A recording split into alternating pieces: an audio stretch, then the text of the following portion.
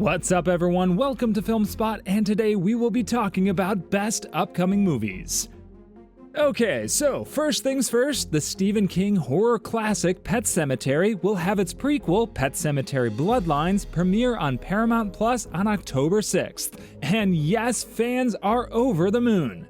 Director Lindsay Anderson Beer has said she hopes to explore more of the Pet Sematary universe in future installments. For those of you who are unaware, the prequel delves into Judd Crandall's past, shedding light on unanswered questions from prior versions and opening up new avenues for research into the sinister history of the Pet Sematary.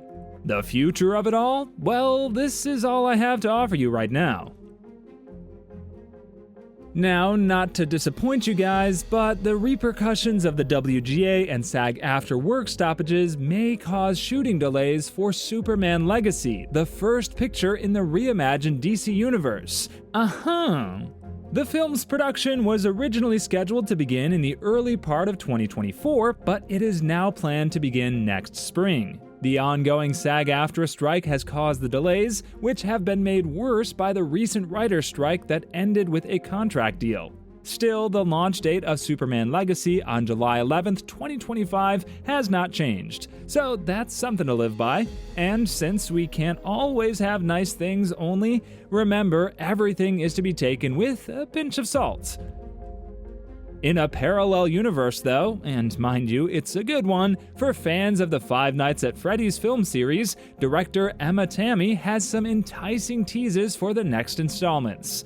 The film adaptation of the popular game is set to be released on October 27th, promising shocks and thrills, and starring Josh Hutcherson as the troubled security guard Mike. According to her latest interview, Tammi gushed about Josh Hutcherson in an interview with Entertainment Weekly, and she even said she hoped there would be additional movies in the series if the first one did well. This means a successful Five Nights at Freddy's would put Blumhouse on the horror franchise map among other studios' hits like Paranormal Activity, The Purge, and Insidious. So listen up, fans of the dark, circle October 27th on your calendars, you won't want to miss this. At the same time, the January 2025 release date for the M3Gan sequel has been announced as a further bit of movie business news, with no specific day right now, and the franchise's potential future has been hinted at by the early casting details as well. So much is happening, I tell you. This time around, despite the potential dangers, Gemma, the protagonist who is trying to stop the M3Gan project from moving further, may find herself at the center of the sequel's efforts to decipher funky schemes. And while we don't have much on the plate for M3Gan right now, let's just hope it lives up to our spirits. And as it is widely said in the world of entertainment, the show must go on. No doubt, ever since it started, the SAG-AFTRA's ongoing walkout put a shadow over the Hollywood film business. But its resolution today is crucial to the industry's much-anticipated resumption of production. As a result, studios, networks, and streaming services are keen to stir up their top film and TV projects, such as the next installments in iconic franchises like Star Trek and Superman Legacy, and highly anticipated new shows like Abbott Elementary and Wednesday. Not to forget, fans can only watch the same shows over and over again for so long. That means if the strike had gone on for a few more weeks, the 2023-24 television season would have had to rely primarily on unscripted programming and imports from international streaming and television markets. And even though they were the first to go when the writers went on strike on May 2nd, late-night talk programs are now in a position to lead the comeback. With the actors' strikes still ongoing and no discussions in sight, a return to regular programming for scripted shows may be delayed for a while. On the Hollywood front, though, several large-scale film productions may quickly resume pre-production. For example, both the Star Trek remake and the Rainbow Six adaptation from Tom Clancy are about to undergo script rewrites at Paramount. Warner Brothers, meanwhile, can't wait for Matt Reeves to return to the shadows of Gotham in a sequel to The Batman. Production on other projects such as Minecraft and James Gunn's Superman Legacy is set to begin in the spring if all parties involved can reach an agreement on compensation and scheduling. Universal is also keeping an eye on the clock as it prepares for a new draft of Fast X Part 2, which is now scheduled to blast into theaters on April 4th, 2025. On top of that, this is also great news for the many productions now waiting for the green light to resume shooting, because now that the strikes are over, the production on several major films can resume, including the highly anticipated sequel to Gladiator, which was several months into filming before production was halted in Malta in July due to actor picketing. Now, similar to Deadpool 3, Beetlejuice 2, and Clint Eastwood's Juror No. 2 still in production are films like Mission Impossible: Dead Reckoning Part 2, which still have some scenes to film, so unless they do that in time, there's no way for them to release on their preset schedule.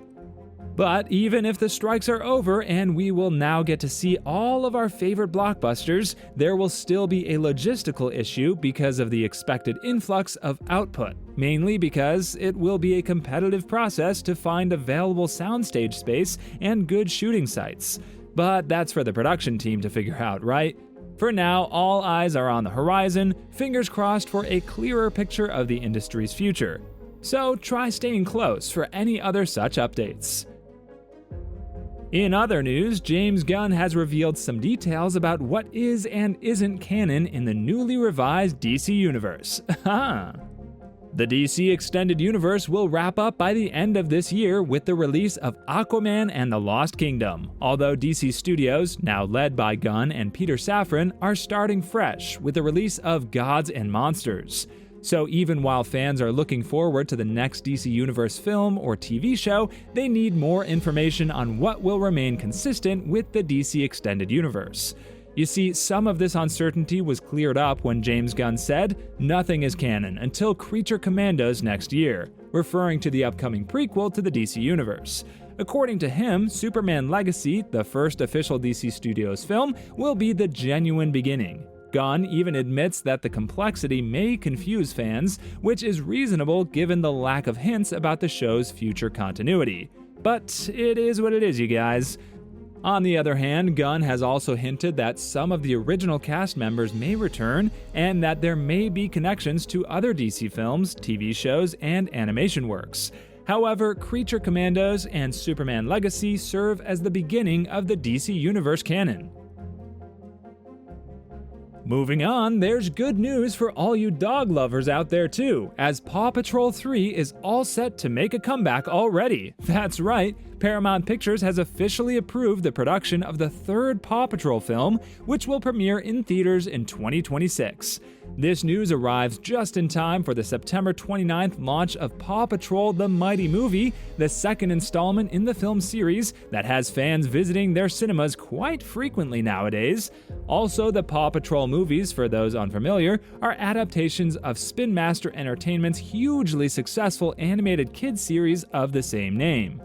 This series, which started in 2013 and is now in its 10th season, was originally broadcast on TV Ontario and Canada before being picked up by Nickelodeon and eventually joining the Paramount family, where Nickelodeon Movies and Spin Master's previous collaboration, Paw Patrol the Movie, opened to over $40 million in domestic box office receipts in 2021 and made an astounding $144 million worldwide. So you can imagine the kind of hype it's getting and why. On the other hand, Cal Brunker, who directed the first two films, is back at the helm for the third. Having said that, the upcoming Frozen 3 has received a favorable update in the world of cartoon magic, and this is cause for celebration for Frozen lovers everywhere. You heard that right. Announced in February, the sequel will bring Anna and Elsa back to theaters 4 years after the release of Frozen 2. And although Jennifer Lee, the film's original director, won't be in charge this time around, she did provide some encouraging comments about the third installment. In a recent interview, Lee, who is not directing the sequel, provided an upbeat preview of the magical world of Frozen. She didn't reveal any information about the film's premise, but she did express enthusiasm for the fresh ideas that would be addressed in it. So with Bob Iger's statement that Frozen 3 is in the works, we can definitely look forward to a brand new adventure in Arendelle. For now, the specifics of Frozen 3's plot remain unknown, but one thing is certain: it will expand upon the fantastic elements introduced in the previous films. It's also possible that Anna and Elsa will go on an even bigger journey in the third edition of the Frozen movie, given that Frozen 2 broadened the mythology and world of the film. Thanks for watching, and see you in the next one.